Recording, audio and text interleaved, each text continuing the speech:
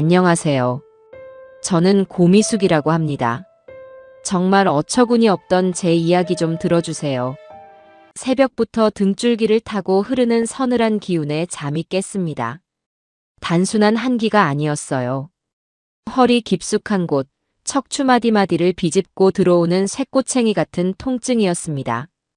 참고 돌아 누우려 했지만 마치 온몸이 녹슨 기계가 된 것처럼 삐걱거리며 말을 듣지 않았어요. 창밖은 아직 어두컴컴한 새벽빛에 잠겨 있었지만 유리창을 때리는 빗소리가 요란했습니다. 하필이면 이런 날이었습니다. 며칠 전부터 시작된 장마는 세상을 온통 축축한 회색빛으로 물들이고 있었죠. 뼈마디가 쑤실 때마다 아이고 비가 오려나 하시던 어머니의 말씀이 새삼 진리처럼 다가오는 아침이었습니다. 몸을 일으키는 데만 꼬박 10분은 걸린 것 같아요. 한번 움직일 때마다 허리에서부터 다리 끝까지 찌르르 하고 전기가 흘렀습니다. 간신히 벽을 짚고 서서 창밖을 내다보니 빗줄기는 새벽보다 한층 더 굵어져 있었습니다. 이 몸으로 이 궂은 날씨에 혼자 병원에 가는 것은 불가능에 가까웠습니다. 평생 누구에게 아쉬운 소리 하는 것을 죽기보다 싫어했지만 오늘만큼은 도리가 없었죠. 협탁 위에 놓인 휴대폰을 집어드는 손가락이 무겁게 느껴졌습니다. 단축번호 1번, 아들 지석이의 번호를 길게 눌렀습니다. 신호가 몇 번 울리고 나서야 잠이 덜 깬 목소리가 들려왔어요. 여보세요. 지석아, 나다. 엄마야. 아, 엄마. 이 시간에 웬일이세요?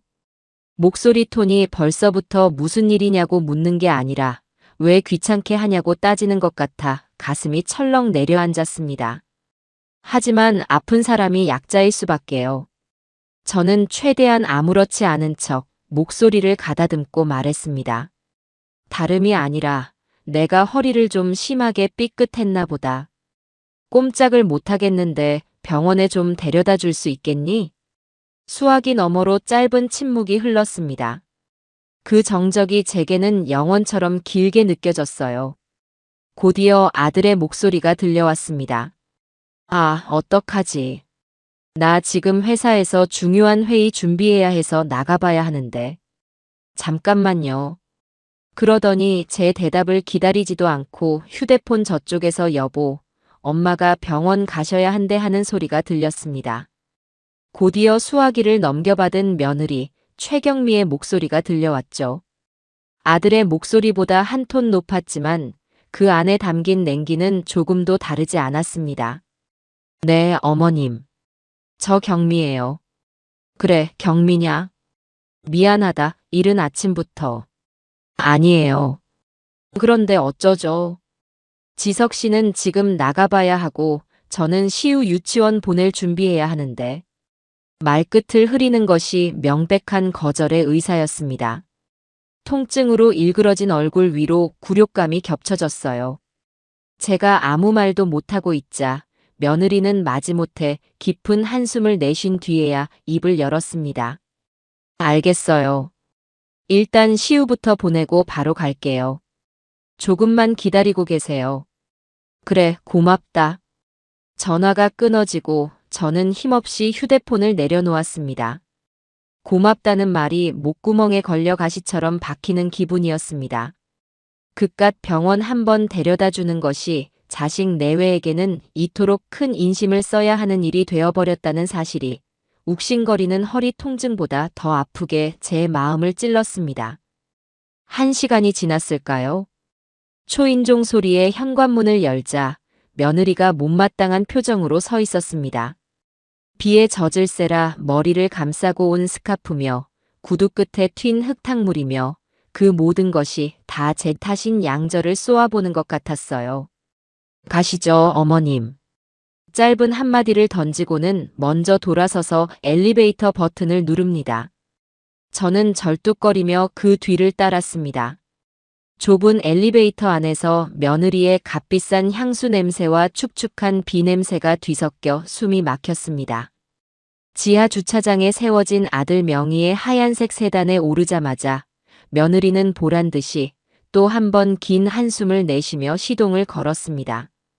차가 부드럽게 주차장을 빠져나와 빗속으로 합류했어요. 와이퍼가 쉴 새 없이 움직이며 차창에 부딪히는 빗물을 닦아냈지만 제 마음속에 번지는 잿빛 풍경은 닦아낼 길이 없었습니다. 비가 와서 그런가 차가 더 안 나가는 것 같네요. 정적을 깬 것은 며느리였습니다. 저는 그저 창밖만 바라보며 대꾸하지 않았어요. 그러자 며느리는 계기판을 손가락으로 톡톡 치며 말을 이었습니다. 어머, 기름 넣은 지 며칠 안 됐는데 벌써 칸이 이렇게 떨어졌어요. 요즘 기름값 무서워서 어디 사람 태우고 다니겠어요, 정말. 그 말은 명백히 저를 향한 것이었습니다. 사람 태우고 다니기 무섭다는 그 말. 제가 그 사람이었죠. 모욕감에 얼굴이 화끈거렸지만 아픈 몸을 의탁한 처지에 할 수 있는 일은 입을 다무는 것뿐이었습니다. 병원에 도착할 때까지 며느리는 혼잣말처럼 하지만 제가 다 들을 수 있도록 기름값과 자동차 유지비에 대한 불평을 10분 넘게 늘어놓았습니다. 옆 차선에 외제차가 지나가자 저런 차는 연비라도 좋지. 우리 차는 아주 기름을 마셔요. 마셔라며 혀를 차는 것도 잊지 않았죠. 병원에 도착해 접수를 하고 정형외과 의사 앞에 앉기까지 모든 과정이 고역이었습니다. 의사는 제 허리를 이리저리 만져보고 엑스레이 사진을 보더니 추간판 탈출증, 이른바 디스크라고 진단했습니다. 주사를 맞고 물리치료를 받는 내내 며느리는 복도 의자에 앉아 한 번도 제게 와보지 않았습니다. 그저 지루하다는 듯 휴대폰만 들여다보고 있을 뿐이었어요. 모든 치료를 마치고 다시 차에 올랐을 때 빗줄기는 아침보다 더 거세져 있었습니다. 집으로 돌아가는 길, 제발 아무 말도 하지 않기를 바랐지만 그 기대는 여지없이 무너졌습니다. 며느리는 병원 주차장을 빠져나오자마자 또다시 시작했어요. 병원비에 주차비에 아주 돈 나갈 일만 줄줄이 생기네요. 여기에 기름값까지 생각하면 정말. 거기까지 들었을 때 제 안에서 무언가 툭 하고 끊어지고 말았습니다. 평생을 억누르며 살아온 인내심이 바닥을 드러낸 순간이었어요. 그만 좀 해라. 제 목소리는 생각보다 차갑고 단단하게 나갔습니다. 며느리가 놀란 눈으로 저를 돌아봤어요. 네. 뭐라고 하셨어요, 어머님? 듣기 싫다고 했다. 사람을 앞에 앉혀놓고 그렇게 불평만 늘어놓는 건 예의가 아니지 않니? 제 지적에 며느리의 얼굴이 순식간에 불그락푸르락 변했습니다. 그녀는 핸들을 쥔 손에 힘을 주며 목소리를 높였어요. 어머님, 제가 뭘 어쨌다고 그러세요? 틀린 말한 거 아니잖아요. 요즘 기름값 비싼 거 세상이 다 아는 사실인데 왜 저한테만 화를 내시는 건데요? 사실을 말하는 것과 사람 면전에 대고 투덜거리는 것은 다른 문제다. 내가 너의 아들 차를 얻어 탄 것이 그렇게 불만이었으면 처음부터 못 온다고 말을 했어야지. 와, 어머님 말씀 정말 서운하게 하시네요. 제가 아침부터 부랴부랴 달려와서 병원까지 모셔다 드렸는데 고맙다는 말은 못하실 망정 화를 내세요? 힘들다고 말도 못해요? 아드님 차 얻어 타시면서 그 정도도 못 들어주시냐고요. 아드님 차 얻어 타시면서. 그 말이 비수가 되어 심장에 박혔습니다. 제가 낳고 길러서 장가보낸 아들이 산 차였습니다. 그 차를 사는데 제 돈이 얼마가 들어갔는지는 기억도 못하는 모양이었어요. 그 순간 허리의 통증도 쏟아지는 비도 세상 모든 것이 하얗게 지워지는 기분이었습니다. 머릿속이 텅 비고 차가운 분노만이 온몸을 휘감았습니다. 저는 말없이 핸드백을 열었습니다. 그리고 지갑에서 꼬깃꼬깃한 5,000원짜리 지폐 한 장을 꺼내 들었습니다. 분노로 손이 부들부들 떨렸어요. 저는 그 지폐를 며느리와 저 사이에 있는 콘솔 박스 위로 던졌습니다. 됐다, 됐어. 제 고함 소리에 며느리가 어깨를 움찔했습니다. 이거 받고 그만 입 다물어. 그걸로 떡을 사 먹든 기름값에 보태든 마음대로 하고 나 여기서 내릴 테니 너 먼저 가봐. 며느리는 잠시 말을 잃고 저와 5,000원짜리 지폐를 번갈아 쳐다봤습니다. 그녀의 얼굴에는 당혹감과 분노, 그리고 경멸이 뒤섞여 기괴한 표정을 만들어내고 있었어요. 그녀는 이내 차가운 비웃음을 입가에 걸더니 콘솔 박스 위에 돈을 신경질적으로 낚아챘습니다. 네, 잘 쓸게요. 어머님. 끼익하는 날카로운 마찰음과 함께 차가 길가에 급정거했습니다. 며느리는 제 쪽은 쳐다보지도 않고 앞만 보고 있었어요. 저는 더 이상 아무 말도 하지 않고 차 문을 열었습니다. 거센 빗줄기가 제 얼굴과 옷을 사정없이 적셨어요. 차 문을 닫는 순간 며느리가 경멸 어린 목소리로 한마디 툭 던졌습니다. 거기서 집까지 꽤 머실 텐데 알아서 잘 들어가세요. 그리고는 엑셀을 밟아 미련 없이 떠나버렸습니다. 하얀색 세단이 뿜어내는 흙탕물이 제 바짓가랑이를 흠뻑 적셨어요. 저는 쏟아지는 비를 온몸으로 맞으며 며느리의 차가 빗속으로 완전히 사라질 때까지 그 자리에 우두커니 서 있었습니다. 허리의 통증이 다시금 온몸으로 퍼져나갔지만 그것보다 더 시리고 아픈 것이 가슴 한가운데서부터 차오르고 있었습니다. 그깟 5,000원이 아니었어요. 제가 내던진 것은 돈이 아니라 수십 년간 자식에게 쏟아부었던 내 모정과 자존심의 마지막 조각이었습니다. 그리고 며느리가 길바닥에 버린 것은 늙고 병든 시어머니가 아니라 인간에 대한 최소한의 도리였습니다. 모든 것이 끝났다는 생각이 들었습니다. 정말로 모든 것이. 빗속에 우두커니 서 있는 제 어깨 위로 한여름의 비라고는 믿기지 않을 만큼 차가운 물방울들이 끊임없이 떨어져 내렸습니다. 며느리가 몰고 간 차의 빨간 후미등은 이미 저만치 멀어져 보이지도 않았고 귓가에는 세찬 빗소리와 제 심장이 쿵쾅거리는 소리만이 가득했어요. 허리를 고추 세우려 했지만 찌르르하고 울리는 통증에 저도 모르게 허리를 다시 굽혔습니다. 늙고 병든 몸뚱어리가 이토록 처량하게 느껴진 적이 없었습니다. 얼마나 지났을까요? 지나가던 차들이 뿜어내는 불빛이 제 젖은 얼굴 위를 스쳐 지나갈 때마다 저는 마치 길 한복판에 버려진 낡은 가구라도 된 것 같은 기분이었습니다. 이대로는 안 됐어요. 이렇게 쏟아지는 비를 맞으며 서 있다가는 정말 큰 병이라도 날 것 같았습니다. 저는 간신히 손을 들어 지나가는 택시를 향해 흔들었습니다. 노란색 택시 한 대가 제 앞에 멈춰 섰습니다. 뒷좌석 문을 열고 젖은 몸을 구겨 넣자 히터에서 나오는 미지근한 바람이 한길을 조금이나마 가시게 해주었어요. 쉰이 넘어 보이는 무뚝뚝한 표정의 기사님이 백미러로 저를 힐끔 보더니 물었습니다. 어디로 모실까요? 현대 아파트요. 제가 사는 아파트 이름을 대자 기사님은 더 묻지 않고 차를 출발시켰습니다. 차창에 맺힌 빗방울들이 뒤로 밀려나며 바깥 풍경을 일그러뜨렸어요. 그 일그러진 풍경이 마치 제 마음속 같았습니다. 모든 것이 제자리에 있지 않고 뒤틀리고 망가져버린 느낌. 그때 기사님이 다시 입을 열었습니다. 따님하고 다투셨나 봐. 표정이 영 안 좋으시네. 저는 대답할 기운도 없어 그저 입을 다물고 있었습니다. 제 침묵을 긍정으로 받아들였는지 기사님은 혼잣말처럼 말을 이었어요. 자식들하고 싸워봐야 부모만 속상하지.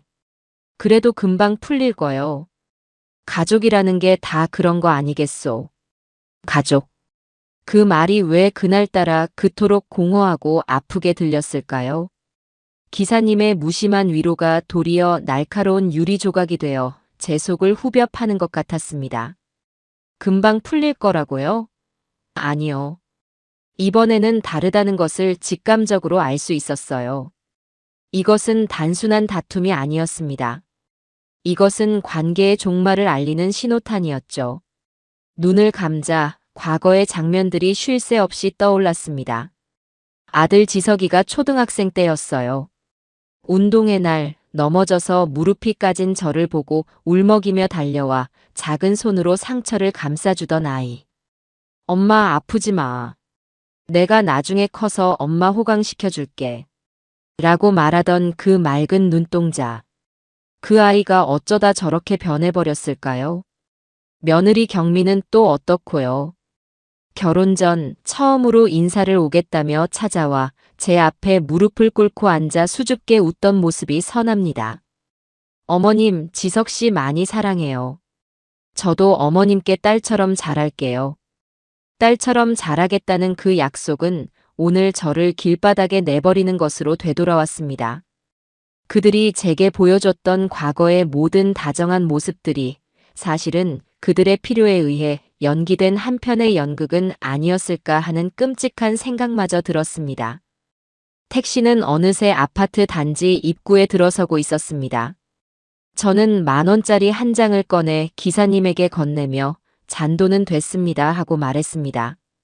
기사님은 거스름 돈을 건네주려다 제 표정을 보고는 그저 조심히 들어가시오 하고 짧게 말할 뿐이었죠. 택시에서 내려 비를 맞으며 아파트 현관으로 걸어가는 그 짧은 거리가 천리 길처럼 멀게 느껴졌습니다. 젖은 몸으로 현관 비밀번호를 누르고 집 안으로 들어서자 불 꺼진 거실의 적막함이 저를 덮쳐왔습니다. 아무도 없는 텅 빈 공간. 그곳은 제가 수십 년간 가족을 위해 헌신했던 제 삶의 무대이자 이제는 저 혼자 남겨진 외로운 섬이었습니다. 욕실로 들어가 젖은 옷을 벗어 던지고 뜨거운 물을 틀었습니다. 샤워기에서 쏟아지는 물줄기에 기대어 한참을 서 있었습니다. 몸을 씻어내는 것인지 마음속의 서러움을 씻어내는 것인지 모를 시간이었습니다. 샤워를 마치고 나와 낡은 가운을 걸치고 부엌으로 갔습니다. 따뜻한 차라도 한 잔 마시면 좀 나아질까 싶었어요. 물을 끓이는 동안 저는 식탁 의자에 앉아 멍하니 거실을 둘러보았습니다.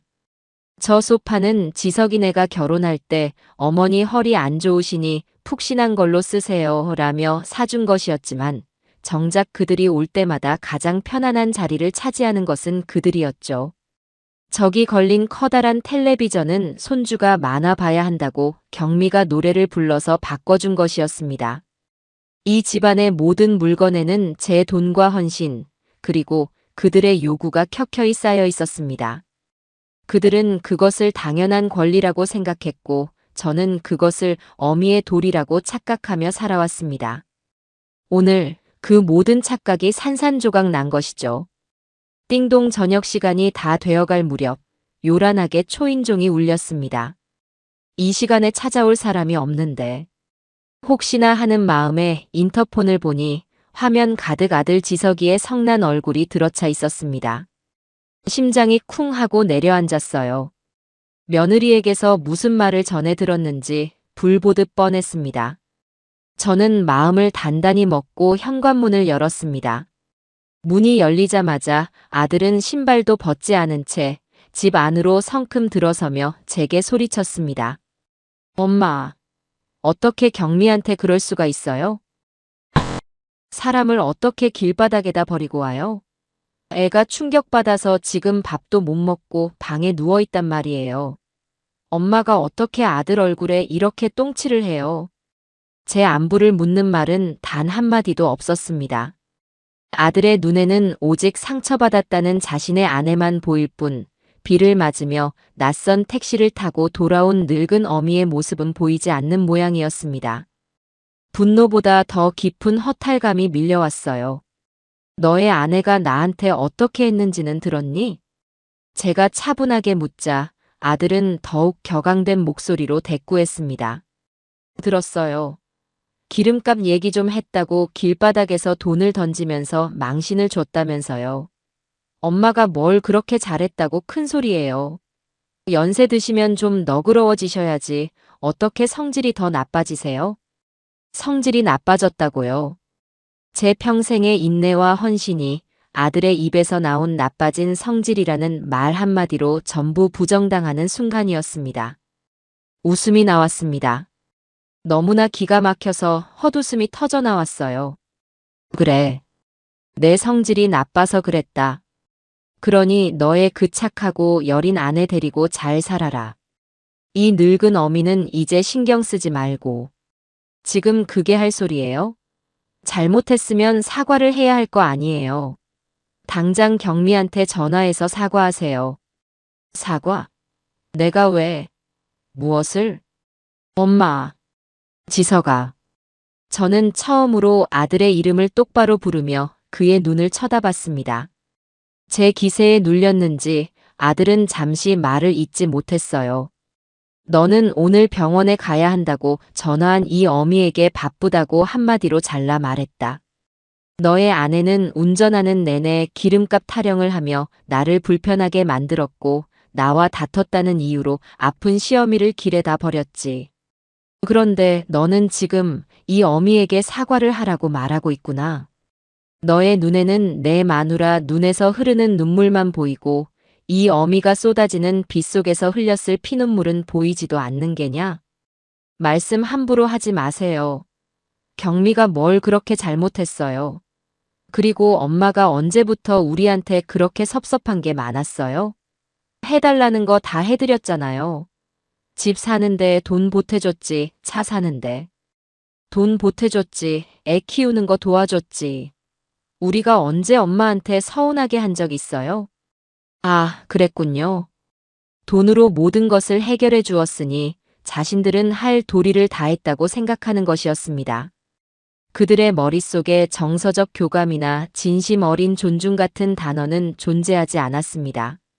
저는 더 이상 아들과 말을 섞고 싶지 않았어요. 이 대화는 아무런 의미가 없었습니다. 나가거라. 네. 이 집에서 나가라고 했다. 그리고 다시는 너의 아내와 함께 이 집 문턱을 넘을 생각하지 말아라. 엄마, 지금 제정신이에요? 우리가 없으면 엄마 혼자 어떻게 살려고. 너희 없이도 잘 살았다. 너희가 내 인생에 들어오기 전에도 나는 나 혼자 잘 살았고 너희가 내 돈을 축내기 전에는 훨씬 더 풍족하게 살았지. 그러니 걱정하지 말고 어서 나가봐라. 너의 귀한 아내가 기다리겠다. 제 단호한 말에 아들은 잠시 충격을 받은 듯 저를 쳐다보더니 이내 얼굴을 흉악하게 일그러뜨렸습니다.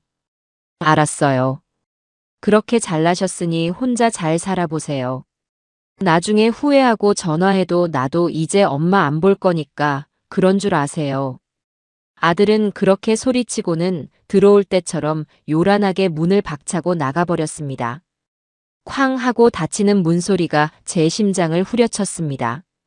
현관문이 닫히고 집안에는 다시 완벽한 정적이 찾아왔습니다. 저는 그 자리에 한참을 서 있다가 다리에 힘이 풀려 주저앉고 말았습니다. 눈물이 나지 않았습니다. 그 대신 마음속 깊은 곳에서부터 차갑고 단단한 무언가가 천천히 차오르는 것이 느껴졌습니다. 그것은 슬픔이나 분노가 아니었어요. 그것은 결심이라는 이름의 얼음덩어리였습니다. 다음 날 아침, 저는 밤새 끙끙 앓았습니다. 허리의 통증과 마음의 통증이 뒤섞여 온몸을 짓눌렀어요. 하지만 해가 뜨고 저는 자리에서 일어났습니다. 어제의 결심은 밤사이 더욱 단단해져 있었습니다. 부엌으로 가 간단히 아침을 챙겨 먹고 진통제를 한 알 털어 넣었습니다. 오늘부터는 제가 해야 할 일이 많았으니까요. 더 이상 슬픔에 잠겨 있을 시간이 없었습니다. 오전 10시쯤 되었을 때 전화벨이 울렸습니다. 발신자 번호를 보니 며느리였어요. 저는 잠시 망설이다가 전화를 받았습니다. 제 예상이 맞다면 그녀는 어제의 일에 대해 사과할 리가 없었죠. 여보세요. 어머님, 저예요. 몸은 좀 괜찮으세요? 수화기 너머로 들려오는 며느리의 목소리는 놀랍게도 아무 일도 없었다는 듯 평소처럼 상냥하고 밝았습니다. 소름이 돋을 지경이었어요. 이 아이는 정말 보통 내기가 아니구나 싶었습니다. 왜 전화했니? 제 차가운 목소리에 며느리는 잠시 머뭇거리는 듯 했지만 이내 본론을 꺼냈습니다. 다름이 아니라 어머님. 저희가 주말에 부부 동반 모임이 있거든요. 그런데 시우를 맡길 때가 마땅치 않아서요.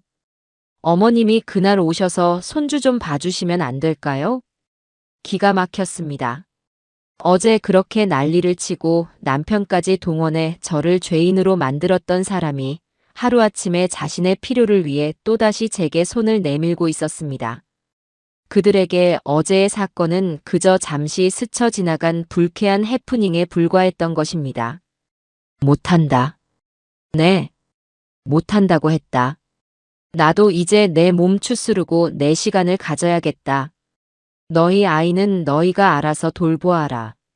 제 단호한 거절에 며느리는 당황한 기색이 역력했습니다. 잠시 말이 없던 그녀는 이내 짜증이 섞인 목소리로 말했어요. 어머님, 아직도 어제 일 때문에 그러세요? 정말 밴댕이 소갈딱지처럼 왜 그러세요? 지석 씨한테 얘기 다 들었어요. 어머님이 먼저 돈 던지면서 망신 주셨다면서요. 어른이 먼저 사과하고 푸셔야죠. 역시나. 그들은 자신들의 잘못을 인정할 생각이 추호도 없었습니다. 오히려 모든 원인을 제게 돌리고 있었죠. 너와 더 이상 할 말 없다. 끊겠다. 저는 며느리가 무어라 더 말하기 전에 전화를 끊어버렸습니다. 그리고 곧바로 휴대폰 전원을 꺼버렸어요. 한동안은 그 누구의 연락도 받고 싶지 않았습니다. 며칠이 지났습니다. 그 사이 아들에게서도 며느리에게서도 더는 연락이 오지 않았어요. 아마 저의 밴댕이 소갈딱지 같은 성질머리에 단단히 삐친 모양이었죠. 차라리 잘된 일이라고 생각했습니다. 그들의 간섭이 없는 조용한 일상이 얼마만인지 몰랐습니다. 저는 그 며칠 동안 병원에 다니며 물리치료를 받고 집에서 조용히 휴식을 취했습니다. 그리고 많은 생각을 했어요. 제 남은 인생을 어떻게 살아야 할 것인가에 대해서요. 그러던 중 남편의 제삿날이 다가왔습니다. 해마다 아들 내외와 함께 조촐하게나마 제사를 지내왔기에 올해도 어김없이 음식을 준비하기 시작했습니다.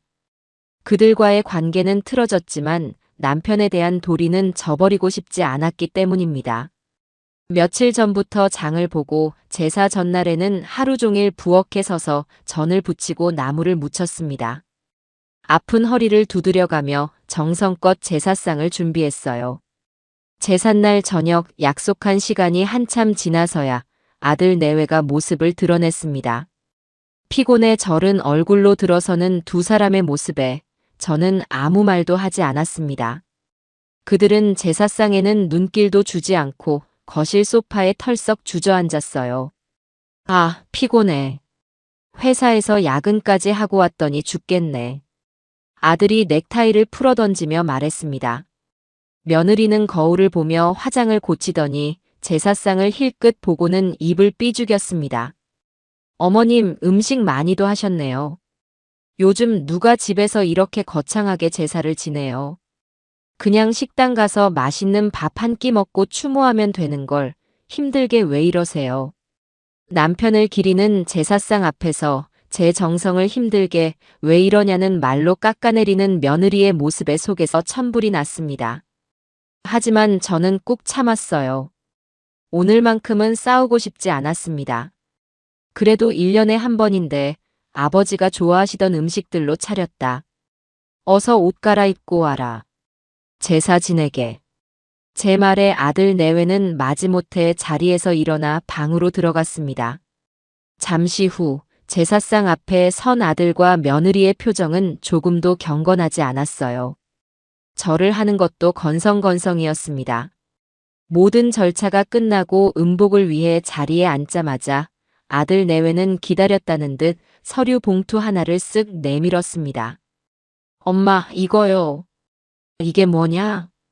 저희 차를 좀 바꾸려고요. 지금 타는 차가 오래돼서 그런지 연비도 안 좋고 경미가 운전하기에도 좀 크다고 해서요. 이번에 새로 나온 차가 괜찮더라고요. 그래서 할부로 사려고 하는데 저희 신용만으로는 한도가 좀 부족해서요. 엄마가 보증만 좀 서주시면 돼요. 그들의 뻔뻔함에 헛웃음이 나왔습니다. 아버지 제사상 앞에서 그들은 자신들의 새 차를 살 궁리를 하고 있었던 것입니다. 제가 망설이는 표정을 짓자 며느리가 옆에서 거들었습니다. 어머님은 연금도 꼬박꼬박 나오시고 상가에서 월세도 받으시잖아요. 재산도 있으시니까 보증 서는 거 어려운 일 아니잖아요. 아드님 좋은 차 타면 어머님도 좋으신 거 아니에요? 그들의 눈에는 제가 보증 서기 딱 좋은 조건을 가진 사람으로만 보이는 것 같았습니다. 제가 가진 재산이 그들에게는 언제든 꺼내 쓸 수 있는 자신들의 예비 통장 정도로 여겨지는 것이 분명했어요. 못한다. 제 단호한 한마디에 두 사람의 얼굴이 굳어졌습니다. 지금 타는 차 산지 얼마나 되었다고 벌써 바꾸니. 아직 쌩쌩하고만. 허튼데 돈 쓸 생각하지 말고 있는 거나 잘 타고 다녀라. 엄마, 지금 그게 무슨 말씀이세요? 우리가 허튼데 돈 쓴대요? 그리고 이건 그냥 보증만 서달라는 거잖아요. 엄마 돈 들어가는 것도 아닌데 왜 안 된다는 거예요? 아들이 언성을 높였습니다. 저는 조용히 자리에서 일어나 제사상에 올렸던 숭늉 그릇을 치우며 말했습니다. 너희 아버지 앞에서 더는 시끄럽게 굴고 싶지 않다. 그 얘기는 그만하거라. 제 말에 아들 내외는 분을 사귀지 못하는 표정으로 서로를 쳐다보더니 결국 저희 먼저 일어나겠습니다. 라는 말을 남기고 횡하니 집을 나가버렸습니다. 텅 빈 집, 푸짐하게 차려졌던 제사상이 초라하게 보였습니다. 저는 남편의 사진을 한참 동안 바라보았습니다. 여보, 미안해요. 내가 자식 농사를 잘못 지었나 봐요. 사진 속 남편은 여전히 온화한 미소를 짓고 있을 뿐이었습니다. 그날 밤 저는 남은 음식을 모두 음식물 쓰레기통에 쏟아부었습니다. 더 이상 그 누구를 위해서도 음식을 하고 싶지 않았습니다. 그 일이 있은 후 아들 내외와의 관계는 돌아올 수 없는 강을 건넜다는 것을 알 수 있었습니다. 그들은 더 이상 제게 연락하지 않았고 저 또한 그들을 찾지 않았어요. 그렇게 한 달쯤 시간이 흘렀을까요? 손주 녀석이 눈에 밟히긴 했지만 그 아이를 보기 위해 그 부모의 얼굴을 봐야 한다는 사실이 저를 망설이게 했습니다. 저는 제 삶에 집중하기로 마음먹었어요. 아침 일찍 일어나 공원을 산책하고 동네 문화센터에서 그동안 배우고 싶었던 서예를 배우기 시작했습니다. 붓을 들고 화선지에 먹물을 적시는 동안에는 복잡했던 마음이 차분하게 가라앉는 것 같았습니다. 그러던 어느 날 오후 모르는 번호로 전화가 걸려왔습니다. 받을까 말까 망설이다 받았더니 수화기 너머로 며느리의 한껏 들뜬 목소리가 들려왔어요. 어머님, 저 경미예요. 시우, 금상 유치원 합격했어요. 금상 유치원은 이 동네에서 가장 유명하고 비싼 사립 유치원이었습니다. 아이를 그곳에 보내기 위해 부모들이 줄을 선다는 소문은 익히 들어 알고 있었죠. 그래, 잘 됐구나. 제 시큰둥한 반응에도 며느리는 아랑곳하지 않고 말을 이었습니다. 거기가 아무나 들어가는 데가 아니잖아요. 경쟁률도 엄청났는데 우리 시우가 딱 붙은 거 있죠. 다 어머님 손주가 똑똑해서 그런 거 아니겠어요? 밑밥을 까는 솜씨가 보통이 아니었습니다. 손주 칭찬을 늘어놓으며 제 기분을 띄우려는 속셈이 뻔히 보였어요. 그래서 할 말은 뭐니? 제가 단도직입적으로 묻자 며느리는 잠시 머뭇거리더니 기다렸다는 듯 본론을 꺼냈습니다. 그게요, 어머님. 입학금이 좀 비싸서요. 이것저것 합해서 1,000만 원 정도 들어간다고 하더라고요. 우리 시우 첫 사회생활인데 할머니께서 입학금 정도는 시원하게 내주셔야죠. 그래야 시우도 기가 살고요. 1,000만 원. 그 액수를 듣는 순간 저는 아무런 감정도 느껴지지 않았습니다. 놀랍지도 화가 나지도 않았어요. 그저 올 것이 왔구나 하는 생각뿐이었습니다. 그들에게 저는 여전히 돈 나오는 구멍 그 이상도 이하도 아니었던 것입니다. 못한다. 네. 어머님, 지금 뭐라고? 너희 힘으로 해결하라고 했다. 너희 아이를 어느 유치원에 보내든 그것은 너희가 결정할 일이고 그 책임 또한 너희가 져야 하는 것이야. 나에게 손 벌릴 생각하지 말아라. 이번에는 정말로 한치의 망설임도 없이 거절했습니다. 수화기 너머의 며느리는 잠시 말을 잃은 듯 했습니다. 잠시 후 전화를 넘겨받은 아들의 다급한 목소리가 들려왔어요. 엄마, 지금 장난해요? 애 유치원 입학금 1,000만 원이 그렇게 아까워요? 아깝고 안 아깝고의 문제가 아니다. 이건 원칙의 문제야. 원칙? 무슨 원칙이요? 할머니가 손주한테 그 정도도 못 해줘요? 엄마 진짜 너무하시네. 남들한테는 셔터 내리고 장사 안 한다면서 정작 친손주한테 들어가는 돈은 그렇게 벌벌 떠시는 거예요? 남들한테 셔터 내리고 장사 안 한다는 말이 무슨 뜻인지 알 수 없었지만 그 비아냥거림 속에 담긴 악의는 선명하게 느껴졌습니다. 제 헌신과 사랑이 아들의 입에서 벌벌 떤다는 경멸적인 표현으로 되돌아오는 순간 제 마음속에 남아있던 마지막 미련의 불씨마저 완전히 꺼져버렸습니다. 그래. 나는 돈이 아까워서 벌벌 떠는 속 좁은 늙은이다. 그러니 너는 너의 능력껏 너의 아이를 키우거라. 다시는 이런 일로 전화하지 마라. 저는 그 말을 끝으로 전화를 끊었습니다. 손바닥을 보니 휴대폰을 너무 꽉 쥐어 하얗게 질려 있었어요. 더 이상 이 집에서 혼자 이런 일을 겪고 싶지 않았습니다. 이 지긋지긋한 굴레를 끊어내기 위해서는 누군가의 도움이 필요했어요. 저는 자리에서 일어나 외출 준비를 했습니다. 그리고 전화번호부를 뒤져 오래전부터 알고 지내던 친구 순영에게 전화를 걸었습니다. 순영아, 나 미숙이다. 지금 잠깐 볼 수 있을까? 약속을 잡고 찾아간 찻집에서 저는 순영의 얼굴을 보자마자 그만 눈물을 쏟고 말았습니다. 그동안 꾹꾹 눌러 담아왔던 서름이 한꺼번에 터져나온 것이죠. 순영은 아무 말 없이 제 어깨를 두드리며 제가 진정될 때까지 기다려 주었습니다. 저는 자초지종을 모두 털어놓았습니다.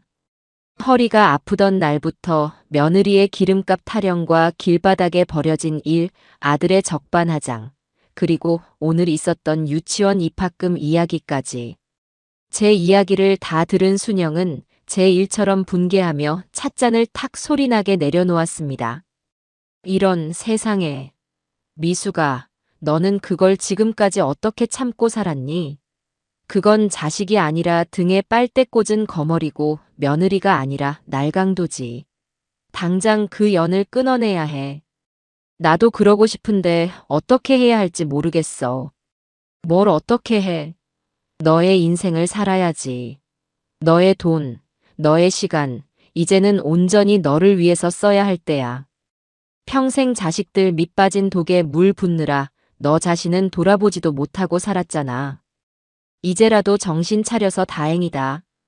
순영의 격한 위로가 그 어떤 말보다 더 큰 힘이 되었습니다. 혼자 끙끙 앓던 문제를 누군가와 나누고 내 편이 되어주는 사람이 있다는 사실만으로도 숨통이 트이는 것 같았어요. 미수가 잘 들어. 내가 마음 약해지면 안 돼.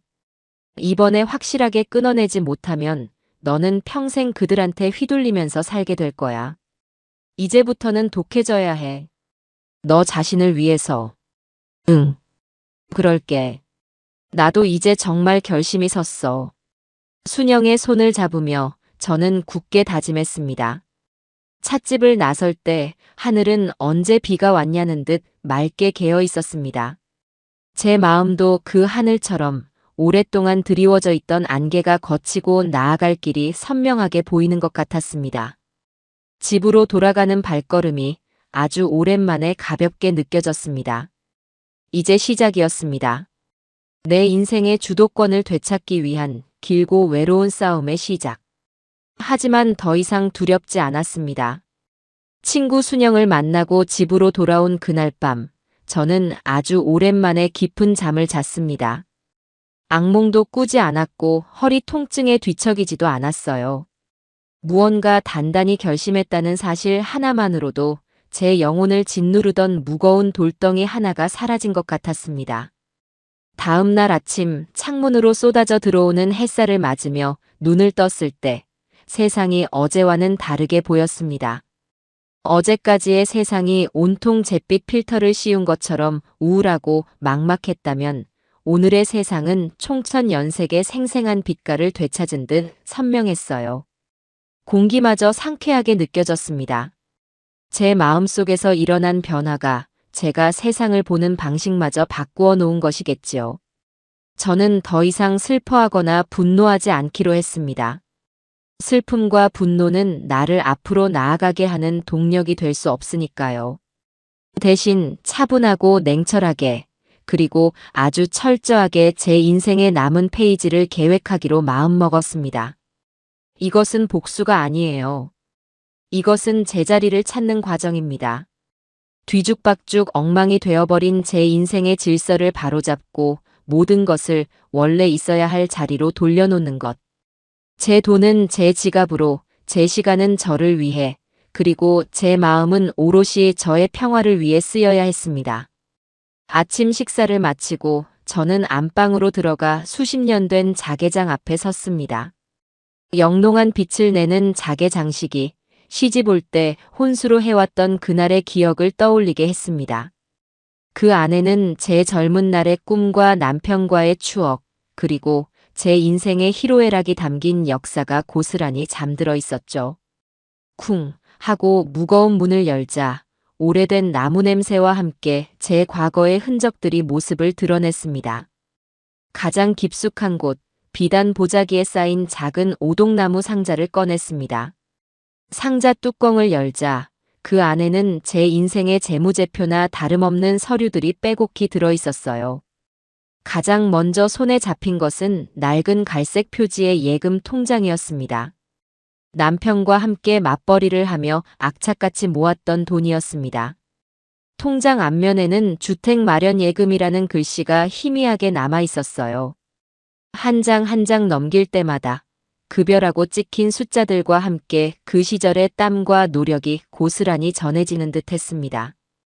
이 돈으로 우리는 지금 이 아파트를 장만했고 지석이를 낳아 길렀습니다. 다음으로 꺼내 든 것은 조금 더 새 것인 통장이었어요.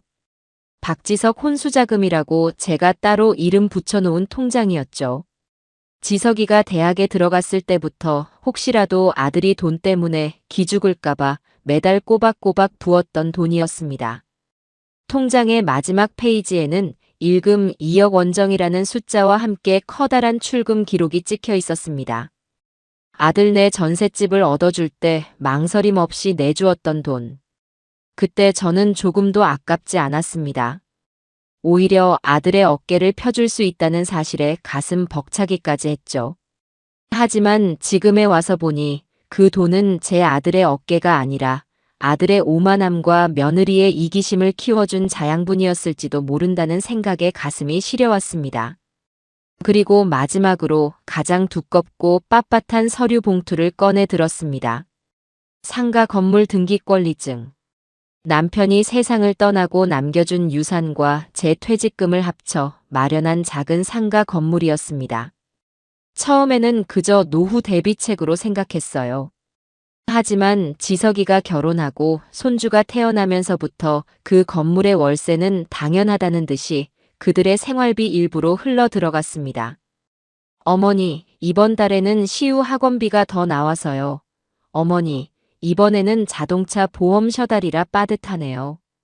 그들의 필요는 매달 다른 이유로 제 통장을 스쳐 지나갔고 저는 단 한 번도 거절하지 못했습니다. 그것이 어미의 도리인 줄로만 알았으니까요. 이 서류 뭉치가 제 발목을 잡고 있던 가장 무거운 족쇄였습니다. 저는 그 서류들을 모두 식탁 위에 펼쳐놓고 한참을 바라보았습니다. 이것은 단순한 종이 나부랭이가 아니었습니다. 제 인생 그 자체였어요. 이 종이들을 어떻게 정리하느냐에 따라 제 남은 인생의 풍경이 완전히 달라질 것이었습니다. 한참을 앉아있던 저는 자리에서 일어나 낡은 전화번호부를 펼쳤습니다. 그리고 수십 년간 알고 지내던 부동산 중개인 박 사장에게 전화를 걸었습니다. 여보세요. 박 사장님, 저 현대 아파트 사는 고미숙입니다. 아이고 사모님, 오랜만입니다. 별일 없으시지요? 네, 그럼요. 다름이 아니라 드릴 말씀이 있어서요. 혹시 오늘 오후에 잠시 저희 집으로 와주실 수 있으신가요? 박 사장은 제 단호한 목소리에 무언가 심상치 않은 일이 있음을 직감했는지 군말 없이 알겠다고 대답했습니다. 다음으로 저는 지인에게 몇 년 전 소개해 받았던 일 처리가 깔끔하다고 소문난 법무사의 번호를 눌렀습니다. 네, 한기혁 법무사 사무소입니다. 상담 예약을 좀 하고 싶어서요. 재산 관리 및 증여 관련해서 문의드릴 것이 있습니다. 법무사 사무소에서는 내일 오전에 방문하라는 약속을 잡아주었습니다. 모든 통화를 마치고 나자 마음 한구석에서 마지막 미련이 고개를 들었습니다. 내가 너무 심한 건 아닐까? 그래도 하나뿐인 아들인데. 그 순간 저는 스스로를 시험해 보기로 했습니다. 마지막 확인이 필요했어요. 제 결심이 틀리지 않았다는 마지막 증거 말입니다. 저는 휴대폰을 들어 아들 지석에게 전화를 걸었습니다. 왜요? 전화를 받자마자 들려온 아들의 목소리는 여전히 차갑고 날이 서 있었습니다. 지석아, 나다. 다름이 아니라 오늘따라 허리가 더 아픈 것 같구나. 혹시 잠시 들러서 팥이라도 좀 붙여주고 갈 수 있겠니? 저는 최대한 아프고 힘없는 목소리를 연기했습니다. 만약 아들이 이 말에 조금이라도 걱정하는 기색을 보인다면, 단 한순간이라도 망설이는 모습을 보인다면 저는 이 모든 계획을 다시 생각해 볼 용의가 있었습니다.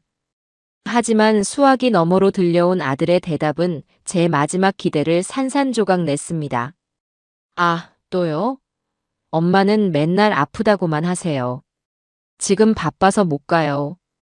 경미도 오늘 약속 있고요. 정 아프시면 동네 병원에 가보시든가요. 끊어요. 딸깍. 전화는 일방적으로 끊겼습니다. 저는 한동안 멍하니 휴대폰을 들고 서 있었습니다. 또요?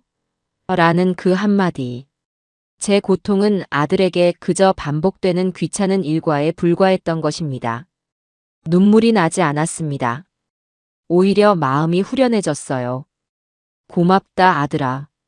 너의 그 무심함 덕분에 나의 마지막 망설임이 깨끗하게 사라졌구나. 이제 더 이상 뒤돌아볼 필요가 없었습니다. 저는 식탁 위에 펼쳐진 서류들을 단단한 눈빛으로 바라보았습니다. 이제 시작할 시간이었습니다. 그날 오후 약속한 시간에 박 사장이 집으로 찾아왔습니다. 수십 년간 이 동네에서 부동산을 해온 그는 제 남편과도 막역한 사이였기에 저를 보자마자 반갑게 인사를 건넸습니다. 사모님, 얼굴이 많이 좋아지셨습니다. 좋은 일이라도 있으신가요? 어서 오세요, 박 사장님. 더운데 오시느라 고생하셨네요. 저는 그를 식탁에 앉히고 시원한 매실차를 한 잔 내어드렸습니다. 박 사장은 차를 한 모금 마시고는 조심스럽게 입을 열었어요. 그런데 사모님, 무슨 일로 보자고 하신 겁니까? 전화 목소리가 하도 결연하셔서 제가 다 긴장이 되더군요. 저는 말없이 식탁 위에 놓인 서류 뭉치 중 상가 건물 등기권리증을 그의 앞으로 쓱 밀었습니다. 박 사장은 서류를 보더니 눈이 동그래졌습니다. 아니, 사모님. 이건 팔아주세요. 네. 뭘 파신다고요? 그 상가 건물요. 박 사장님이 제일 잘 아시잖아요. 제 명의로 된 그 건물이요. 제 말에 박 사장은 안경을 고쳤으며 저를 다시 쳐다봤습니다. 그의 눈에는 당혹감과 의아함이 가득했어요. 아니, 사모님. 그 황금알을 낳는 거위를 왜 파시려고 합니까? 매달 월세도 꼬박꼬박 잘 나오고 위치도 좋아서 앞으로 값어치가 더 오를 텐데요. 아드님하고는 상의하신 겁니까? 아니요. 네. 이 일은 제 아들 내외는 전혀 모르게 진행해 주셨으면 합니다. 이것은 저의 결정이고 그 아이들과는 상의할 필요가 없는 일이에요. 박 사장님께 부탁드릴 것은 단 두 가지입니다. 시장에 나올 수 있는 가장 좋은 가격으로 그리고 가장 빨리 조용하게 처분해 주세요. 하실 수 있으시겠어요? 제 단호한 태도에 박 사장은 잠시 입을 다물고 저를 바라보았습니다. 그는 제 얼굴에서 무언가를 읽으려 애쓰는 듯 했습니다. 아마도 그동안 제 아들 내외와의 관계에서 무슨 일이 있었는지 어렴풋이 짐작하고 있는지도 몰랐습니다. 한참을 생각에 잠겨있던 박 사장은 이내 무겁게 고개를 끄덕였습니다. 알겠습니다, 사모님. 사모님께서 이렇게까지 말씀하시는 데는 다 이유가 있으시겠지요. 제가 한번 최선을 다해보겠습니다. 다만 급하게 내놓으시면 제 값을 다 받기 어려울 수도 있습니다. 상관없습니다. 제가 원하는 것은 최고의 가격이 아니라 속도입니다. 뒷말이 나오지 않도록 최대한 신속하고 깔끔하게 처리해 주십시오. 알겠습니다. 저만 믿으십시오, 사모님. 박 사장은 그렇게 약속하고 서류 몇 장을 복사한 뒤 돌아갔습니다. 그가 돌아가고 난 뒤 저는 왠지 모를 해방감을 느꼈습니다. 제 인생을 옥죄던 가장 큰 족쇄 하나를 풀어버리기로 결심한 것만으로도 숨통이 트이는 기분이었습니다. 그 후 며칠간은 평온했습니다. 저는 문화센터에도 꼬박꼬박 나갔고 동네 친구들과 점심을 먹으며 소소한 이야기를 나누기도 했습니다. 그러던 어느 날 며느리에게서 전화가 걸려왔습니다. 이제는 돈 얘기가 아니라 정말 무슨 일이라도 있나? 싶어 전화를 받자 수화기 너머로 소름 끼치도록 다정한 목소리가 들려왔습니다. 어머님, 저 경미예요. 식사는 하셨어요? 별일 없으시고요? 무슨 일이니? 아니에요. 그냥 어머님 목소리 듣고 싶어서 전화드렸죠. 요즘 통 연락도 없으시고 저희가 얼마나 걱정했는지 아세요? 그 뻔뻔한 연기력에 헛웃음이 나왔습니다. 걱정. 허리가 아프다고 했을 때 또요? 라고 했던 사람들이 이제 와서 걱정을 했다니요. 걱정할 것 없다. 잘 지내고 있으니 다행이네요. 참, 어머님. 제가 오늘 친구랑 백화점 갔다가 글쎄 어머님 아파트 상가에 있는 부동산 박 사장님을 만났잖아요. 어머님 안부도 여쭤보시고 하더라고요. 요새 자주 뵙는다면서요? 무슨 좋은 일이라도 있으세요? 집이라도 넓혀서 이사 가시려고요? 역시나 무언가 낌새를 채고 저를 떠보러 전화를 한 것이었습니다. 저는 태연하게 대답했습니다. 아니다. 그냥 아는 분이라 잠시 뵌 것뿐이다. 에이, 그러세요? 저는 또 어머님이 저희 몰래 좋은 집이라도 계약하시는 줄 알았네. 저희랑도 상의하셔야죠, 어머님. 말끝에 묻어나는 서운함과 의심을 저는 모른 척했습니다. 그 후로도 며느리는 몇 분간이나 시답잖은 이야기를 늘어놓으며 제 속을 떠보려 했지만 저는 끝까지 아무런 단서도 주지 않았습니다. 전화를 끊고 나니 마음이 더 단단해졌습니다. 저들의 탐욕스러운 촉수는 여전히 저를 향해 뻗어오고 있었습니다. 더 이상 시간을 끌어서는 안 됐습니다. 다음 날 저는 예약해둔 법무사 사무실을 찾아갔습니다. 번화가에 위치한 깨끗한 건물이었고 사무실 내부는 제가 생각했던 것보다 훨씬 더 전문적인 분위기를 풍겼습니다. 중년의 법무사는 저를 상담실로 안내하고는 따뜻한 녹차를 건네며 부드럽게 물었습니다. 어떤 문제로 상담을 원하시는지 편하게 말씀해 주십시오. 어르신. 저는 잠시 숨을 고른 뒤 준비해온 서류들을 꺼내놓으며 입을 열었습니다. 제 명의로 된 모든 재산을 저의 뜻에 따라 온전히 정리하고 싶습니다. 제가 세상을 떠난 뒤가 아니라 지금 당장이요. 법무사는 제 서류들을 꼼꼼히 검토하며 제 이야기를 들었습니다. 그는 제게 몇 가지를 물었습니다. 자녀와의 관계는 어떤지, 왜 이런 결심을 하게 되었는지. 저는 모든 것을 솔직하게 털어놓지는 않았지만 제 결심이 확고하다는 것은 분명하게 전달했습니다. 알겠습니다. 어르신의 의지는 충분히 이해했습니다. 그렇다면 몇 가지 방법을 고려해 볼 수 있습니다. 법무사는 제게 여러 가지 법적인 절차에 대해 상세히 설명해 주었습니다. 재산을 처분한 뒤 그 돈을 어떻게 관리하고 분배할지에 대한 것이었죠. 유언장을 작성하여 사후에 재산을 분배하는 방법, 살아생전의 특정인에게 재산을 증여하는 방법, 그리고 신탁 제도를 활용하여 재산을 전문적으로 관리하며 수익금을 원하는 곳에 기부하거나 생활비로 사용하는 방법 등이 있었습니다. 만약 어르신께서 자녀에게 재산을 전혀 물려주고 싶지 않으시다면 유언장만으로는 부족할 수 있습니다. 자녀에게는 법적으로 보장된 유류분이라는 권리가 있기 때문입니다. 하지만 살아생전에 재산을 처분하여 기부를 하시거나 다른 용도로 사용하신다면 그 부분에 대해서는 자녀들이 권리를 주장하기 어렵습니다. 법무사의 설명을 듣는 동안 제 머릿속은 복잡하면서도 명쾌해졌습니다. 저는 그저 돈을 빼돌려 자식들을 골탕 먹이려는 것이 아니었어요. 제 피와 땀이 담긴 재산을 가장 가치 있고 의미 있는 곳에 쓰고 싶었습니다. 그리고 남은 돈으로는 평생 고생한 저 자신에게 품위 있고 편안한 노후를 선물하고 싶었습니다. 저는 제가 가진 재산의 일부를 사회에 환원하고 싶습니다. 그리고 남은 돈으로는 제 노후를 보내고 싶고요. 제가 죽은 뒤에 제 자식들이 제 재산을 가지고 다투는 꼴은 보고 싶지 않습니다. 훌륭한 생각이십니다. 그렇다면 재산을 처분하신 뒤 공익재단에 기부하시거나 어르신의 이름으로 장학재단을 설립하는 방법도 있습니다. 그리고 남은 자금은 신탁을 통해 매달 생활비 형태로 지급받으시면 안정적인 노후를 보내실 수 있습니다. 법무사와의 상담은 1시간이 넘게 이어졌습니다. 사무실을 나올 때 제 손에는 앞으로 제가 무엇을 어떻게 해야 할지에 대한 구체적인 계획이 담긴 서류가 들려 있었습니다. 더 이상 막막하지 않았어요. 저는 제 인생의 변호사와 조력자를 얻은 기분이었습니다.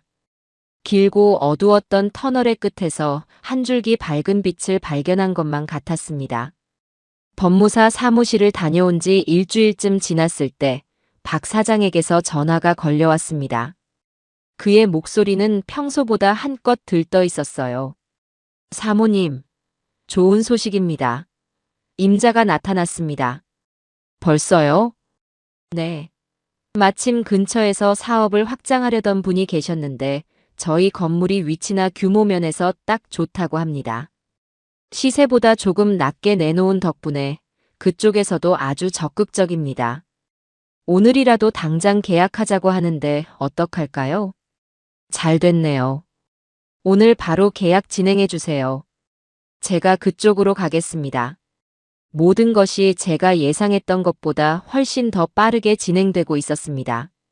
마치 제 결심을 하늘이 돕기라도 하는 것처럼 모든 일이 순조롭게 풀려나가고 있었어요. 저는 옷을 챙겨 입고 박 사장의 부동산 사무실로 향했습니다.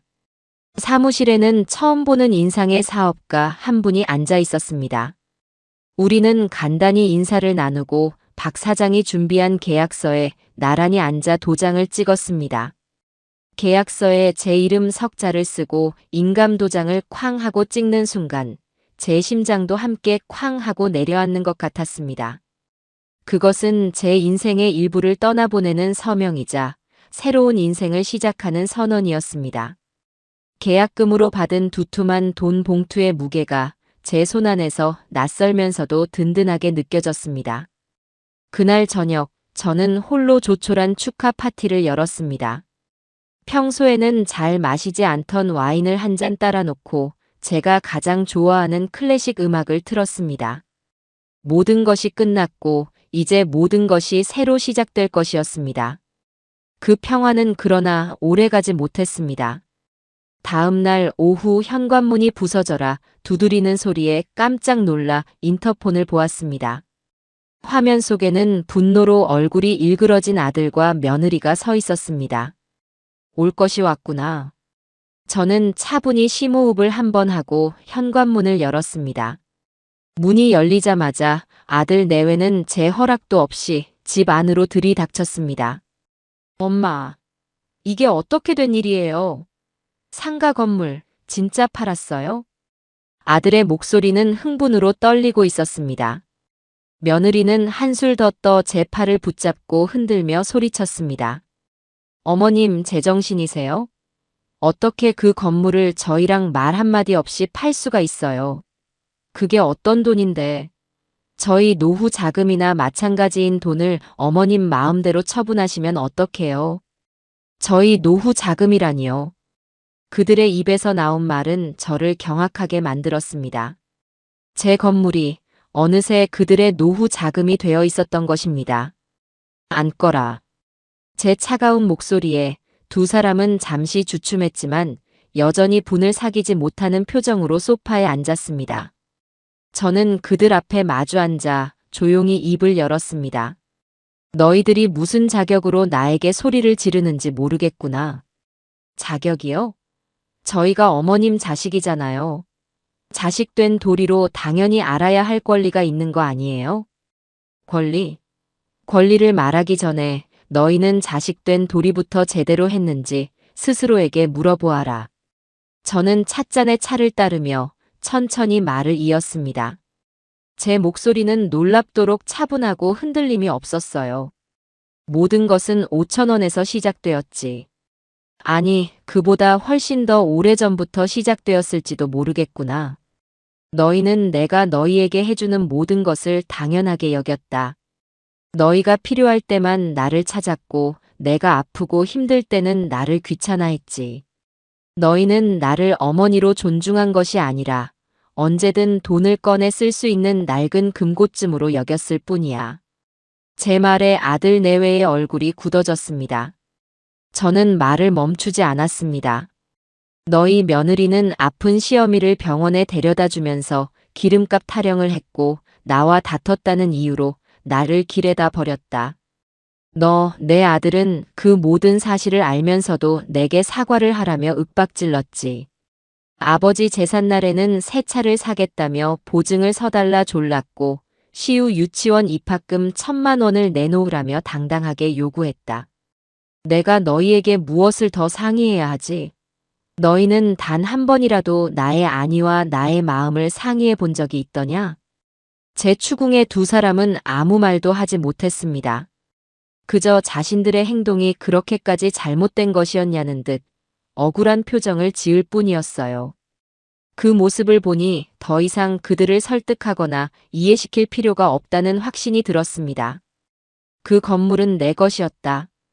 젊은 날 너희 아버지와 내가 땀 흘려번 돈과 내 평생의 직장 생활을 바친 퇴직금으로 마련한 내 재산이었지. 너희들의 예비 통장이나 노후 자금이 아니었어. 그래서 내가 내 것을 처분한 것뿐이다. 너희와 상의할 이유가 단 하나도 없었다는 뜻이야. 엄마, 이제 그 돈은 더 이상 너희가 함부로 넘볼 수 없는 곳에 있다. 그러니 앞으로는 너희 두 사람의 힘으로 너희의 인생을 책임지며 살아가거라. 그것이 내가 너희에게 주는 마지막 가르침이다. 제 선언에 아들 내외는 망연자실한 표정으로 저를 바라보았습니다. 그들의 얼굴에는 분노도 억울함도 아닌 순수한 절망과 공포가 어리고 있었습니다. 그들이 믿고 의지했던 자신들의 것이라고 철석같이 믿었던 거대한 기둥이 한순간에 무너져 내렸음을 깨달은 사람들의 얼굴이었습니다. 속이 다 후련했습니다. 이것은 통쾌함과는 다른 종류의 감정이었어요. 그것은 모든 것이 제자리로 돌아왔다는 안도감, 그리고 드디어 내 인생의 운전대를 온전히 되찾았다는 평온함이었습니다. 아들의 등 뒤로 현관문이 닫히는 순간 저는 제 인생의 한 시대가 막을 내렸음을 직감했습니다. 분노와 절망으로 일그러진 아들 내외의 얼굴이 마지막 잔상으로 남아 제 머릿속을 맴돌았지만 이상하게도 마음은 고요한 호수와 같았어요. 폭풍우가 지나간 뒤의 적막함. 그것은 슬픔이라기보다는 차라리 평화에 가까운 감정이었습니다. 그들은 제게서 돈이 아니라 자신들의 미래를 담보해줄 거대한 방파제가 사라졌다는 사실에 절망하고 있겠지요. 하지만 저는 그저 제자리로 돌아왔을 뿐입니다. 평생을 자식이라는 이름의 방파제가 되어 파도를 막아주는 데 썼으니 이제는 남은 인생이라도 나 자신이라는 작은 섬을 위해 고요히 살아가고 싶었습니다. 그날 이후 저는 제 인생에서 가장 바쁜 나날을 보냈습니다. 가장 먼저 한 일은 새로운 보금자리를 알아보는 것이었어요. 아들과의 추억이, 그리고 그보다 더 많은 상처가 깃든 이 집을 떠나야만 온전한 제 삶을 시작할 수 있을 것 같았습니다. 처음에는 작은 오피스텔 같은 곳을 생각했지만 이왕 새로 시작하는 것, 제 남은 인생을 가장 품위 있고 안락하게 보낼 수 있는 곳으로 가고 싶었습니다. 평생 아끼고 모으기만 했지 정작 저 자신을 위해서는 돈을 써본 기억이 거의 없었으니까요. 인터넷을 검색하고 친구 순영에게 조언을 구해 저는 몇 군데의 실버타운이라고 불리는 곳의 목록을 만들었습니다. 자식들에게 더는 신세 지지 않고 삼시세끼 따뜻한 식사가 제공되며 비슷한 연배의 친구들과 어울려 다양한 취미 활동을 즐길 수 있다는 점이 제 마음을 끌었습니다. 첫 번째로 방문한 곳은 도심과 가까운 최신식 건물이었지만 어딘지 모르게 병원처럼 차갑고 정없는 분위기가 마음에 들지 않았어요. 두 번째로 방문한 곳은 자연환경은 훌륭했지만 편의시설이 너무 멀리 떨어져 있어 저처럼 허리가 좋지 않은 노인에게는 불편해 보였습니다. 그러다 세 번째로 찾아간 곳, 아침의 고요 마을이라는 이름의 실버타운에 들어서는 순간 저는 이곳이 제 마지막 집이 될 것이라는 예감을 받았습니다. 잘 가꾸어진 넓은 정원과 산책로, 창가마다 햇살이 가득 들어오는 도서관, 그리고 무엇보다 그곳에 사는 사람들의 얼굴에 드리워진 평화로운 미소가 제 마음을 사로잡았죠. 상담을 해주는 직원은 제게 이곳의 다양한 시설과 프로그램에 대해 친절하게 설명해 주었습니다. 수영장과 헬스장, 서예와 도예를 배울 수 있는 문화센터, 그리고 매일 저녁 열리는 작은 음악회까지.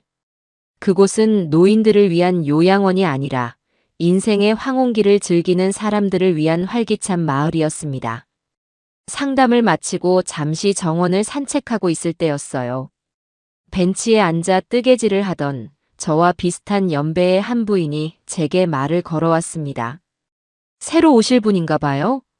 얼굴이 낯이 익지 않아서. 아, 네. 오늘 처음 둘러보러 왔습니다. 어때요? 마음에 드세요? 저는 여기 들어온 지 벌써 3년이 넘었는데 하루하루가 즐겁기만 하답니다. 자식들 눈치 안 보고 내 마음대로 먹고 자고 배우고 싶은 거 배우고. 이만한 천국이 없어요. 그녀의 이름은 정여사라고 했습니다. 전직 교사였다는 그녀는 자식들에게 짐이 되기 싫어 남편과 사별한 뒤 홀로 이곳에 들어왔다고 했어요.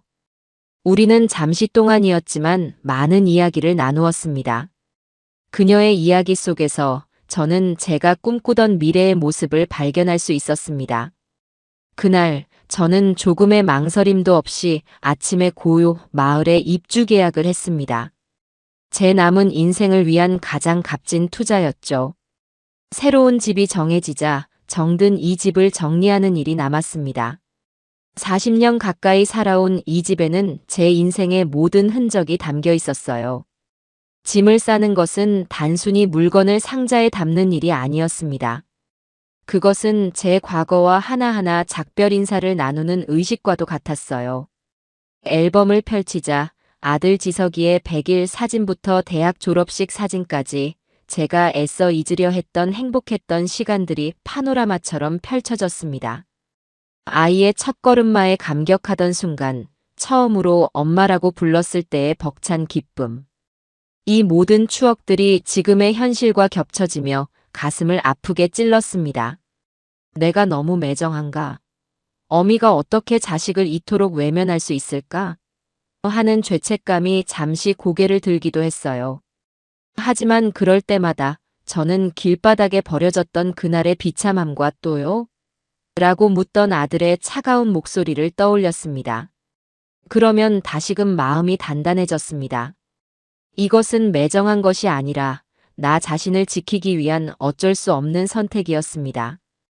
이삿짐을 싸는 며칠 동안 아들 내외에게서는 아무런 연락도 오지 않았습니다.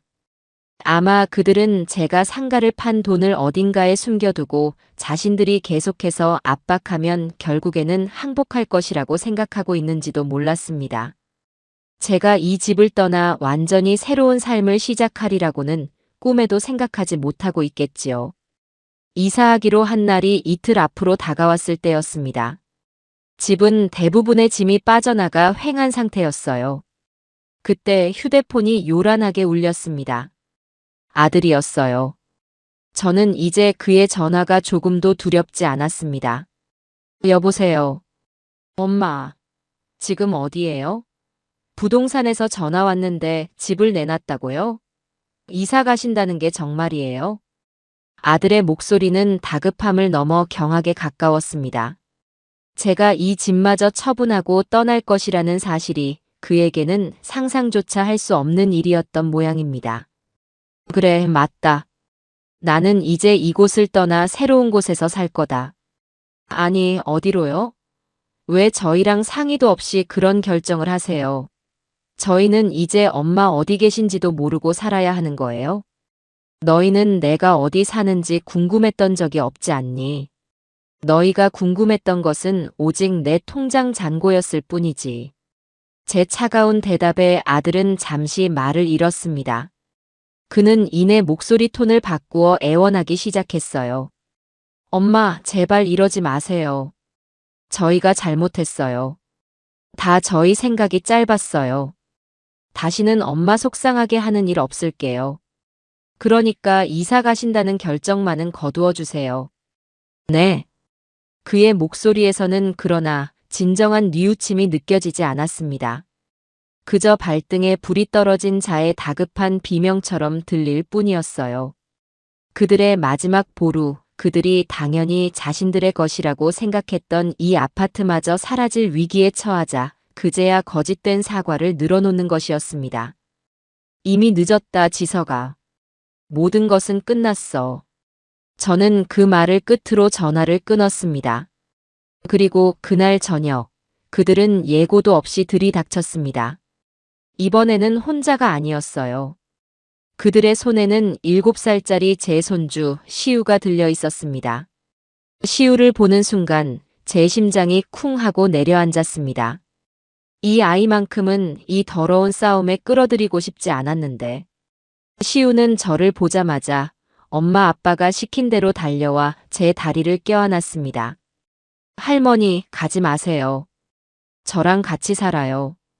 할머니 보고 싶었어요. 시우의 목소리는 울먹임에 젖어 있었습니다.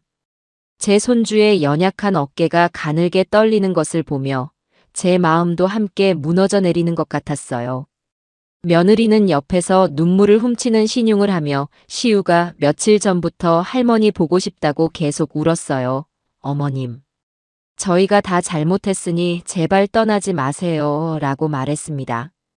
아들은 아무 말 없이 그저 안타깝다는 표정으로 저와 시우를 번갈아 쳐다볼 뿐이었죠. 이것이 그들이 준비한 마지막 카드였습니다. 가장 비겁하고 가장 잔인한 방법. 이 어린아이의 순수한 마음을 방패 삼아 제 마음을 흔들려는 속셈이었죠. 저는 천천히 무릎을 굽혀 시우와 눈을 맞췄습니다. 그리고 시우의 작은 얼굴을 두 손으로 감쌌어요. 손주의 눈망울에는 진심 어린 슬픔이 담겨 있었습니다. 아마도 이 아이는 정말로 할머니가 떠난다는 사실이 슬펐을 겁니다. 우리 시우, 할머니 보고 싶었구나. 시우는 고개를 끄덕이며 제 품에 더욱 깊이 파고들었습니다. 저는 시우를 꼭 껴안아 주었습니다. 시우의 따뜻한 체온과 부드러운 머리카락 냄새가 잠시나마 제 결심을 흔들었습니다. 하지만 저는 알고 있었습니다. 여기서 제가 약해지는 순간 저는 다시 과거의 굴레로 돌아가게 될 것이라는 것을요. 시우야, 할머니가 시우 정말 많이 사랑하는 거 알지? 네.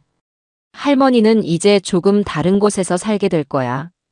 하지만 시우를 사랑하는 마음은 변하지 않아. 할머니가 사는 곳에 자주 놀러 와주면 안 될까? 할머니가 우리 시우 좋아하는 장난감도 많이 사놓고 맛있는 것도 많이 해놓고 기다리고 있을게. 제 말에 시우는 고개를 들어 저를 바라보았습니다. 시우의 눈에는 여전히 눈물이 그렁그렁했지만 더 이상 저를 붙잡지는 않았어요. 저는 방으로 들어가 미리 준비해 두었던 로봇 장난감 상자를 시우에게 건네주었습니다. 자, 이건 할머니가 우리 시우에게 주는 선물이야. 시우는 장난감을 받아들고 잠시 망설이더니 이내 작은 목소리로 감사합니다 하고 인사했습니다. 저는 시우의 머리를 쓰다듬어 주고는 자리에서 일어나 아들 내외를 바라보았습니다. 그들의 얼굴에는 실망과 당혹감이 역력했어요. 자신들의 마지막 회심의 일격이 통하지 않았다는 사실에 어쩔 줄 몰라 하는 표정이었습니다. 이제 그만 돌아가거라. 그리고 다시는 시우를 너희의 이기심을 채우는 도구로 사용하지 마라. 그것은 부모로서 할 짓이 아니다.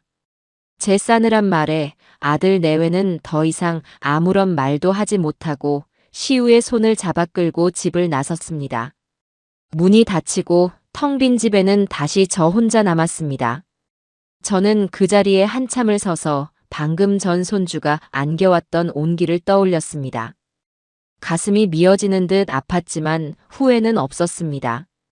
진정으로 시우를 사랑하는 방법은 이 불행한 굴레를 제 선에서 끊어내는 것이라고 믿었기 때문입니다.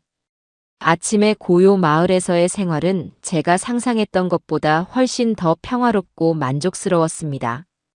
이사 온 첫날, 제 새로운 보금자리를 둘러보며 저는 어린아이처럼 설레는 마음을 감출 수 없었어요. 남향으로 난 커다란 창문으로는 따스한 햇살이 쏟아져 들어왔고, 발코니에서는 사계절의 변화를 한눈에 볼 수 있는 아름다운 정원이 내려다 보였습니다. 짐을 정리하고 제가 아끼는 작은 화분들을 창가에 놓아두자 비로소 이곳이 온전히 제 공간이 되었다는 실감이 났습니다. 이곳에서의 하루는 규칙적이면서도 자유로웠습니다. 아침 일찍 일어나 정원을 산책하며 신선한 공기를 마시고 식당에서 정갈하게 차려진 아침 식사를 다른 입주민들과 함께 했습니다. 처음에는 낯을 가렸지만 먼저 다가와 말을 걸어주는 정 여사님 덕분에 금세 여러 사람과 얼굴을 트고 친구가 될 수 있었어요. 전직 교수, 사업가, 예술가 등 다양한 삶을 살아온 사람들과 이야기를 나누는 것은 제게 새로운 세상을 열어주었습니다. 우리는 서로의 과거를 존중했고 현재의 삶을 응원했습니다. 그 누구도 제게 자식은 왜 찾아오지 않느냐고 묻지 않았고 저 또한 그들의 가족사에 대해 함부로 궁금해하지 않았습니다. 우리는 그저 나 자신으로 존재하며 서로를 대했습니다. 오전에는 주로 문화센터에서 시간을 보냈습니다. 그동안 마음속으로만 바라왔던 도예 수업에 등록하여 흙을 만지며 서툰 솜씨로나마 찻잔과 그릇을 빚었습니다.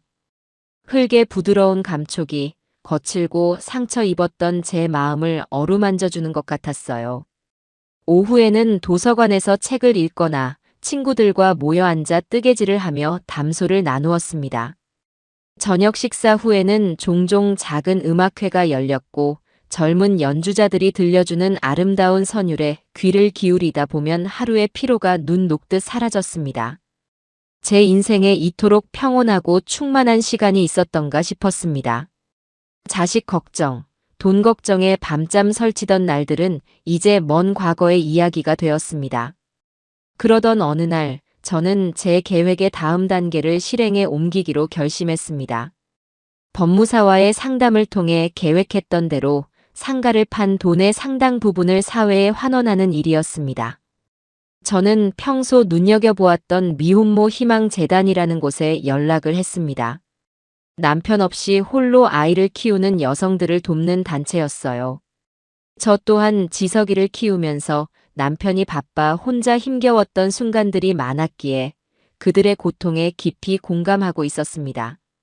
며칠 뒤 저는 재단 사무실을 직접 찾아갔습니다. 도심의 낡은 건물 한편에 자리한 사무실은 생각보다 비좁고 허름했지만 그곳에서 일하는 사람들의 눈빛만은 열정으로 반짝이고 있었습니다. 재단의 대표는 저와 비슷한 연배에 인자한 인상을 가진 여성이었어요. 제가 거액을 기부하러 온 사람이라고는 상상도 못했는지 그저 평범한 후원 상담을 하러 온 노인으로 생각하는 듯 했습니다. 어르신, 저희 재단에 관심을 가져주셔서 정말 감사합니다. 저희는 매달 10,000원, 20,000원 보내주시는 작은 정성들이 모여 아이들을 키우고 있습니다. 대표는 제게 재단의 활동이 담긴 작은 책자를 보여주며 그들이 돕고 있는 미혼모들의 여러 안타까운 사연을 이야기해 주었습니다. 부모에게 버림받고 갈 곳 없이 아이를 낳은 어린 학생의 이야기, 남편의 폭력을 피해 갓난아기를 들쳐 업고 도망쳐 나온 여성의 이야기. 그 이야기들을 듣는 동안 제 눈시울이 뜨거워졌습니다. 그리고 동시에 제 아들 내외에 대한 분노가 다시금 치밀어 올랐습니다. 세상에는 이처럼 절박한 도움이 필요한 사람들이 많은데 그들은 그 모든 것을 누리고도 만족할 줄 모르고 부모의 재산마저 탐내고 있었으니까요. 제가 조금이나마 보탬이 되고 싶습니다. 저는 가방에서 은행 서류를 꺼내 대표에게 건넸습니다. 서류에 적힌 기부 액수를 확인한 대표의 눈이 믿을 수 없다는 듯 커졌습니다. 그녀는 잠시 말을 잃고 저와 서류를 번갈아 쳐다보더니 이내 목이 맨 목소리로 말했습니다. 어르신, 이 금액이 정말입니까? 네. 부디 좋은 곳에 써주시길 바랍니다. 제 이름은 밝히지 말아 주십시오. 그저 아이들이 더 나은 세상에서 살기를 바라는 한 할머니의 마음이라고만 전해 주십시오. 대표는 자리에서 일어나 제 앞에 깊이 고개를 숙였습니다. 그녀의 눈에서는 뜨거운 눈물이 흘러내리고 있었어요. 정말 감사합니다, 어르신. 이 돈으로 수많은 아이와 엄마들이 새로운 희망을 얻게 될 겁니다. 정말 감사합니다. 그녀의 진심 어린 감사 인사를 받으며 저는 제 돈이 비로소 제자리를 찾아갔다는 사실에 가슴 벅찬 기쁨을 느꼈습니다. 아들 내외에게 주었다면 결코 느끼지 못했을 진정한 보람과 행복이었습니다.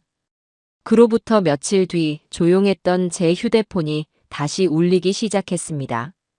아들이었습니다. 저는 받지 않았습니다. 잠시 후 문자가 도착했습니다. 엄마, 지금 인터넷 기사 봤어요. 이게 어떻게 된 거예요? 당장 전화 받아요. 저는 그제야 무슨 일인지 알아보기 위해 인터넷 뉴스를 검색했습니다. 재단 측에서 저의 익명 기부 사실을 작은 언론사에 알린 모양이었습니다. 얼굴 없는 천사 미혼모 가정을 위해 거액 쾌척이라는 제목의 짧은 기사였죠. 제 이름은 없었지만 최근 강남의 상가 건물을 처분한 70대 여성이라는 대목에서 아들 내외가 저라는 사실을 알아챈 것이 분명했습니다. 잠시 후 전화벨이 다시 울렸습니다. 이번에는 며느리였어요. 받지 않자 또다시 문자가 쏟아졌습니다. 어머님, 제정신이세요? 그 돈이면 우리 시우 평생 유학 보내고도 남는 돈이에요. 어떻게 생판 남들한테 그 돈을 다 줘버릴 수가 있어요. 저희 보란 듯이 이러시는 거죠? 정말 너무하세요. 그들의 반응은 제 예상을 조금도 벗어나지 않았습니다. 그들은 제 돈이 좋은 일에 쓰였다는 사실에는 조금도 관심이 없었습니다.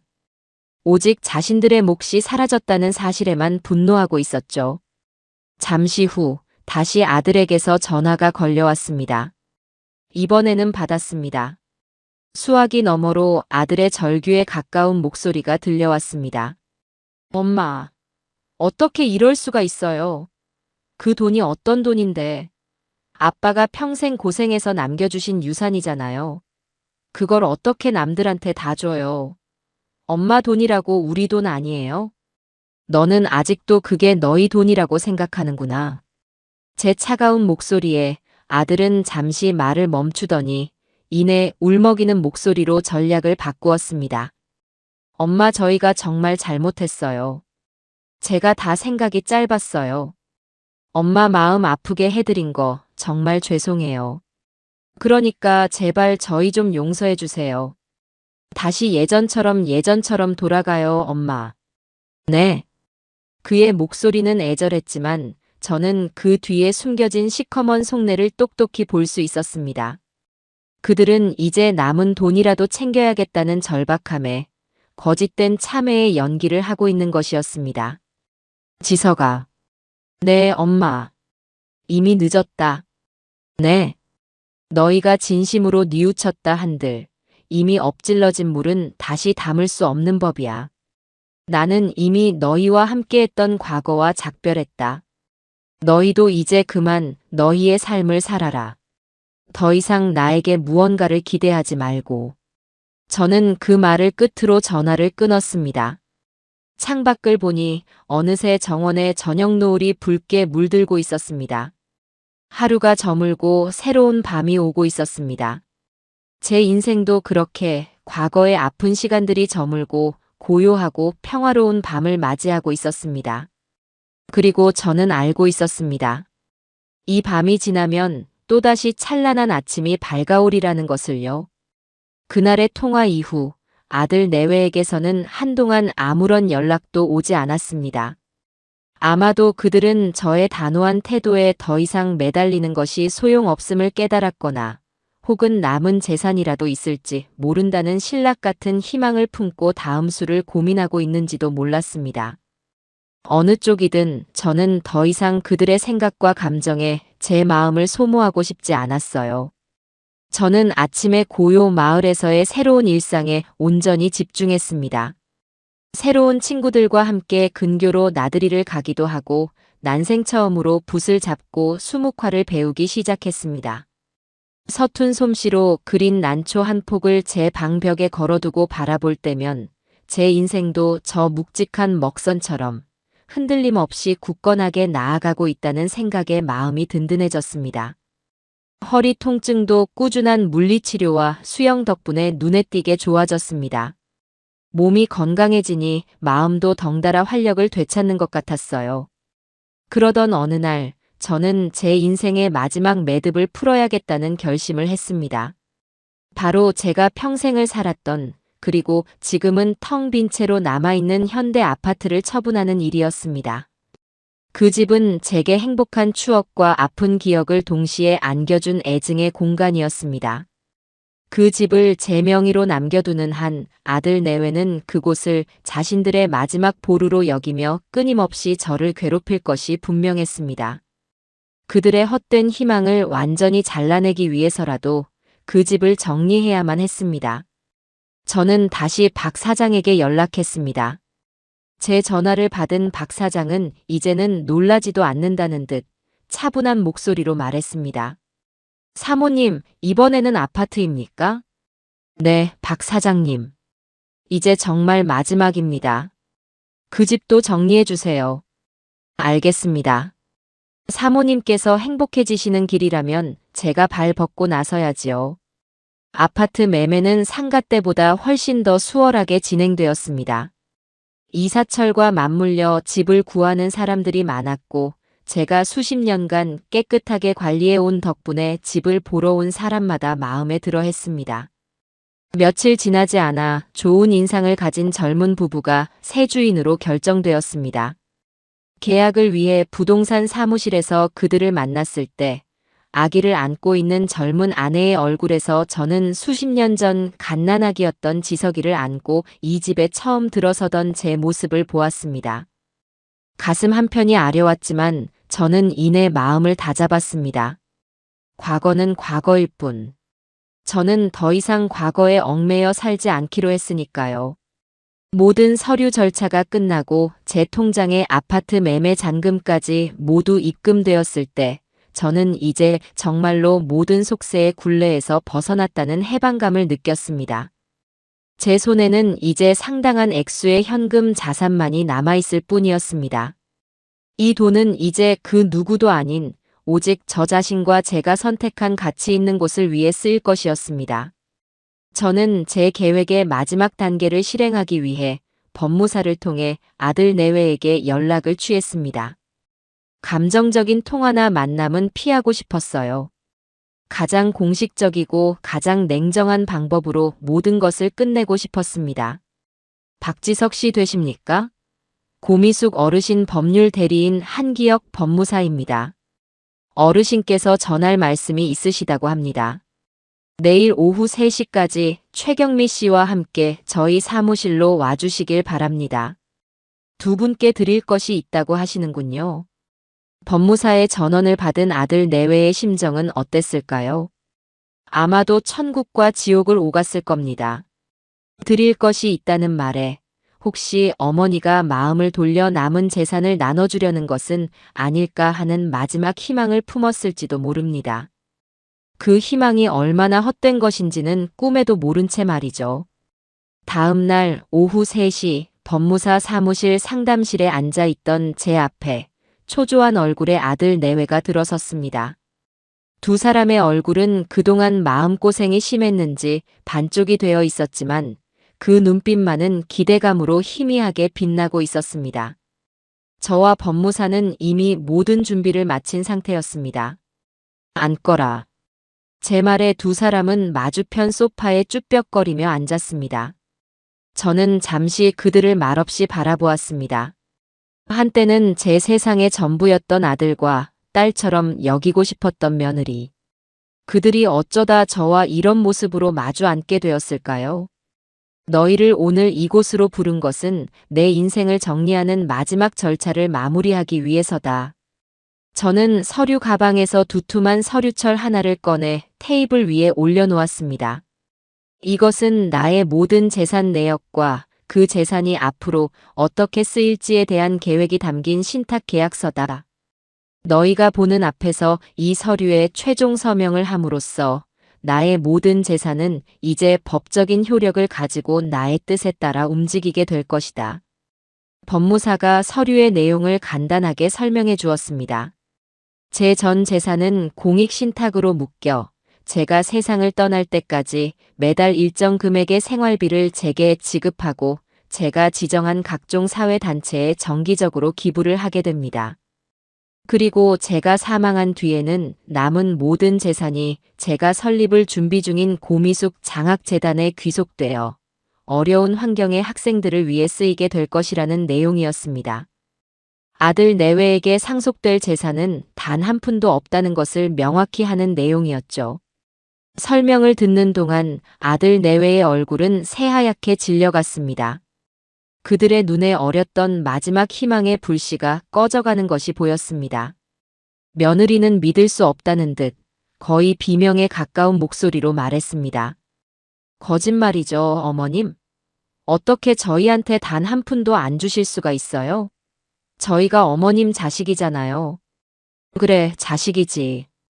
하지만 너희는 자식의 권리만 주장했을 뿐 단 한 번도 자식의 도리를 다한 적이 없었다. 그래서 나도 이제 어미의 의무에서 벗어나 한 인간으로서 나의 권리를 찾기로 한 것뿐이다. 저는 말없이 서류에 서명을 하고 인감도장을 찍었습니다. 모든 법적 절차가 끝나는 순간이었습니다. 아들은 망연자실한 표정으로 소파에 주저앉았고 며느리는 분한 듯 입술을 깨물며 저를 쏘아보았습니다. 하지만 너희에게 아무것도 주지 않는 것은 아니다. 제 말에 두 사람의 눈이 다시 커졌습니다. 저는 가방에서 작은 봉투 하나를 꺼내 테이블 위로 밀었습니다. 이것이 내가 너희에게 주는 마지막 유산이자 마지막 용돈이다. 아들이 떨리는 손으로 봉투를 열었습니다. 그 안에는 5천만 원짜리 수표 한 장이 들어 있었어요. 적다면 적고 많다면 많은 돈이었습니다. 그 돈으로 월세방이라도 얻든 작은 장사라도 시작하든 이제는 너희 두 사람의 힘으로 살아남아 보거라. 이것이 내가 너희에게 베푸는 마지막 자비다. 이 돈 외에 앞으로 내게서 단 한 푼도 더 받을 수 있을 거라는 기대는 버리는 것이 좋을 것이다. 5천만 원. 그것은 그들이 제게서 받아낼 수 있을 것이라고 기대했던 수십억의 재산에 비하면 먼지 같은 돈이었습니다. 그들의 얼굴에 떠오른 것은 감사가 아니라 처절한 모욕감과 절망이었습니다. 이제 모든 볼일은 끝났다. 나는 이만 가보겠다. 저는 자리에서 일어났습니다. 그리고 마지막으로 그들에게 말했습니다.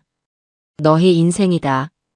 부디 너희 힘으로 책임감을 가지고 잘 살아나가길 바란다. 저는 더 이상 뒤돌아보지 않고 상담실 문을 열고 밖으로 나섰습니다.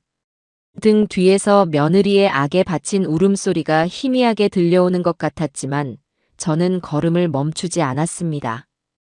법무사 사무실을 나서는 순간 눈부신 오후의 햇살이 제 얼굴 위로 쏟아져 내렸습니다. 길고 길었던 싸움이 마침내 끝이 났습니다.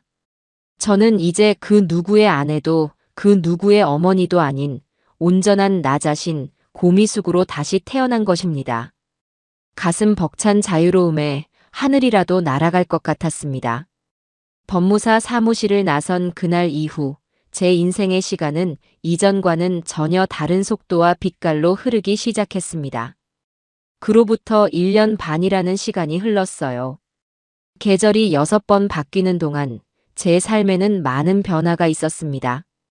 가장 큰 변화는 더 이상 제 어깨를 짓누르는 삶의 무게가 없다는 것이었죠. 제 마음을 옥죄던 돌덩이가 사라지자 신기하게도 평생 저를 괴롭히던 허리 통증마저 눈에 띄게 좋아졌습니다. 이제 저는 지팡이 없이도 아침에 마을의 넓은 정원을 1시간 넘게 산책할 수 있게 되었어요. 오늘도 저는 어김없이 가을볕이 따사롭게 내리쬐는 오후에 문화센터 도예실의 물레 앞에 앉아 있었습니다. 흙덩이를 물레 중심에 놓고 두 손에 물을 묻혀 부드럽게 감싸 앉아 흙은 제 손길에 따라 순순히 모양을 바꾸기 시작했습니다. 윙 하고 돌아가는 물레 소리가 제 마음을 더없이 평온하게 만들어 주었어요. 1년 반 전만 해도 흙 한 덩이를 제대로 들어 올리는 것조차 버거워 쩔쩔맸었는데 이제는 제법 그럴듯한 다랑아리를 빚어낼 수 있게 되었습니다. 흙을 만지고 그릇을 빚고 가마에서 구워져 나온 결과물을 마주하는 과정은 제게 깊은 명상과도 같았습니다. 제 의지대로 온전히 무언가를 빚어내고 완성하는 기쁨. 그것은 제가 70평생 처음으로 느껴보는 종류의 성취감이었습니다. 어머, 고 여사님. 이젠 정말 경지에 오르셨네. 선이 어쩜 저렇게 고울까. 옆에서 함께 도예를 하던 정 여사님이 제 다랑아리를 보며 감탄했습니다. 저는 그저 수줍게 웃어 보일 뿐이었죠. 과찬이세요. 아직 멀었답니다. 멀기는요. 다음 주에 우리 마을에서 여는 작은 전시회에 꼭 출품하세요. 고 여사님 작품이 제일 인기가 많을걸요. 정 여사님을 비롯한 이곳의 친구들은 제게 새로운 가족이 되어 주었습니다. 우리는 서로의 삶에 대해 깊이 간섭하지 않으면서도 서로의 안위를 진심으로 걱정하고 작은 기쁨을 함께 나누는 사이가 되었어요. 우리는 함께 식사를 하고 함께 여행 계획을 세우고 때로는 밤늦도록 차를 마시며 살아온 이야기를 나누기도 했습니다. 자식들 이야기가 나올 때도 있었지만 그 이야기에는 더 이상 원망이나 기대가 섞여 있지 않았습니다. 그저 멀리서 자신의 삶을 살아가는 또 다른 독립된 인격체에 대한 담담한 소회를 나눌 뿐이었죠. 그런 관계가 제게는 더없이 편안하게 느껴졌습니다. 도예 수업을 마치고 제 방으로 돌아왔을 때 휴대폰에 부재중 전화 한 통이 와 있는 것을 발견했습니다. 모르는 번호였어요. 스팸 전화려니 하고 무시하려는데 이상하게 마음이 쓰였습니다. 잠시 망설이다 저는 그 번호로 다시 전화를 걸었습니다. 여보세요. 수화기 너머에서 잠시 침묵이 흘렀습니다. 그러다 아주 낯설면서도 익숙한 목소리가 들려왔습니다. 엄마. 저 지석이에요. 아들이었습니다. 1년 반 만에 처음으로 듣는 목소리. 그의 목소리는 예전처럼 날이 서 있지도 자신감에 차 있지도 않았습니다. 어딘지 모르게 기운이 없고 조심스러웠어요. 제 심장이 저도 모르게 쿵 하고 내려앉았습니다. 그래. 무슨 일이냐? 제 목소리는 생각보다 차분하게 나갔습니다. 저는 더 이상 그의 목소리에 일희일비하지 않았습니다. 아니에요. 무슨 일 있는 건 아니고요. 그냥. 아들은 말을 쉽게 잇지 못했습니다. 잠시 머뭇거리던 그는 아주 작은 목소리로 말을 이었어요. 다음 주가 엄마 생신이시잖아요. 그냥 목소리 듣고 싶었어요. 생신. 그랬습니다. 저는 제 생일조차 잊고 살고 있었는데 아들이 그것을 기억하고 전화를 한 것이었습니다. 돈을 요구하는 전화가 아니라는 사실에 안도하면서도 마음 한편이 복잡 미묘한 감정에 휩싸였습니다. 그래, 그랬구나. 네. 잘 지내시죠? 허리는 괜찮으시고요? 나는 잘 지낸다. 너는 어떠니? 제 질문에 아들은 잠시 말이 없었습니다. 그는 깊은 한숨을 내쉰 뒤에야 자신의 이야기를 털어놓기 시작했습니다. 저 경미랑은 작년에 헤어졌어요. 성격 차이라고 둘러댔지만 사실은 돈 문제였죠. 엄마한테 받으려던 돈이 전부 사라지니까 걔는 저를 더 이상 견디지 못하더라고요. 저도 할 말은 없어요. 저도 경미를 사랑했던 건지 아니면 경미를 통해 얻게 될 편안한 삶을 사랑했던 건지 이제는 잘 모르겠어요. 그의 목소리에는 자조적인 쓴웃음이 섞여 있었습니다. 그 5천만 원으로 작은 가게라도 해보려고 했는데 그것마저도 경미가 이혼 위자료로 거의 다 가져가 버렸어요. 지금은 그냥 작은 회사에 취직해서 월급 받으면서 살고 있어요. 예전처럼 풍족하지는 않지만 그래도 제 힘으로 돈 벌어서 사니까 마음은 편해요. 돈이라는 게 얼마나 무서운 건지, 그리고 얼마나 벌기 힘든 건지 이제야 조금 알 것 같아요. 저는 아무 말 없이 그의 고백을 듣고만 있었습니다. 그가 철이 들었다고 말하기는 아직 일렀지만 적어도 그는 자신의 현실을 직시하고 자신의 발로 땅을 딛고 서려고 노력하고 있었습니다. 그것만으로도 제게는 큰 변화였습니다. 경미는 아직도 엄마 원망 많이 해요. 자기가 이렇게 된 게 다 엄마 탓이라고. 걔는 평생 그렇게 살 것이다. 남 탓을 해야만 자기 자신을 견딜 수 있을 테니. 너는 그러지 말아라. 누구의 탓도 아니다. 모든 것은 각자의 선택이 만들어낸 결과일 뿐이야. 네, 엄마. 시우는 잘 있니? 손주 이야기에 아들의 목소리가 조금 밝아졌습니다. 네. 저랑 같이 살고 있어요. 벌써 초등학교 2학년이에요. 가끔 할머니 보고 싶다고 얘기해요. 그래. 엄마. 혹시 괜찮으시면 주말에 시우 데리고 한번 찾아뵈어도 될까요? 아들의 조심스러운 물음에 저는 잠시 창밖을 바라보았습니다. 붉게 물든 단풍잎이 가을바람에 한들거리고 있었습니다. 그러렴. 오너라. 할머니가 기다린다고 전해주고. 전화를 끊고 저는 한동안 움직일 수 없었습니다. 아들의 변화가 기쁘면서도 그가 겪었을 고통을 생각하니 마음이 아려왔습니다. 하지만 저는 알고 있었습니다. 그 고통은 그가 어른이 되기 위해 반드시 치러야 할 성장통이라는 것을요. 제가 그를 온실 속 화초처럼 평생 품고 있었다면 그는 영원히 바람 한 점 견뎌내지 못하는 나약한 존재로 살아갔을 겁니다. 주말이 되자 아들이 약속대로 손주를 데리고 저를 찾아왔습니다. 1년 반 만에 보는 손주는 키가 훌쩍 커서 제법 어린이다운 태가 났습니다. 시우는 저를 보자마자 달려와 제 품에 안겼습니다. 할머니. 아이고, 우리 강아지. 이렇게 많이 컸구나. 시우는 예전처럼 같이 살자고 조르거나 슬픈 표정을 짓지 않았습니다. 그저 할머니를 만난 것이 기쁘다는 듯 해맑게 웃고 있었죠. 아들은 저희 둘의 모습을 조금 떨어진 곳에서 복잡한 표정으로 바라보고 있었습니다. 저는 시우의 손을 잡고 정원을 산책했습니다.